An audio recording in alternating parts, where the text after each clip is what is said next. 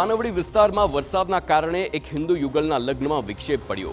સંસ્કૃતિ કવાડે અને નરેન્દ્ર ગલાંડેના લગ્ન સાંજે 7 કલાકે ખુલ્લા લોનમાં થવાના હતા, પરંતુ છેલ્લી ઘડીએ ભારે વરસાદના કારણે મંડપને નુકસાન થયું।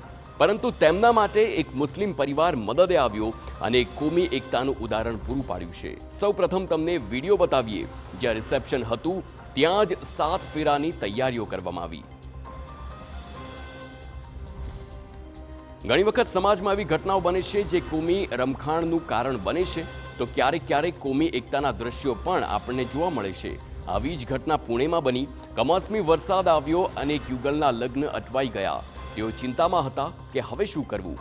તે જ સમયે નજીકના હોલમાં એક મુસ્લિમ પરિવારનું રિસેપ્શન ચાલી રહ્યું હતું, જેમને હિન્દુ પરિવારના કેટલાક વડીલોએ મદદ માટે વિનંતી કરી। ત્યારે મુસ્લિમ પરિવારે કોઈ પણ ખચકાટ વગર લગભગ 1 કલાક સુધી પોતાનું મંચ છોડી દીધું અને હિન્દુ યુગલના લગ્ન કરવા તમામ તૈયારીઓ પણ કરી। તો કન્યા સંબંધી શાંતારામે કહ્યું કે લગ્નની વિધિ બંને સમુદાયના સહયોગથી પૂર્ણ થઈ હતી। લગ્ન મંગલાષ્ટક અને પરંપરાગત વિધિઓ સાથે કરવામાં આવ્યા।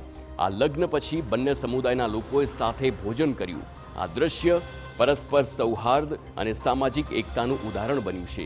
એવા સમયે જ્યારે ધર્મને લઈ સમાજમાં વારંવાર તણાવના અહેવાલો જોવા મળે છે, ત્યારે આવા ઉદાહરણો લોકોને સાથે રહેવા માર્ગ પણ બતાવે છે।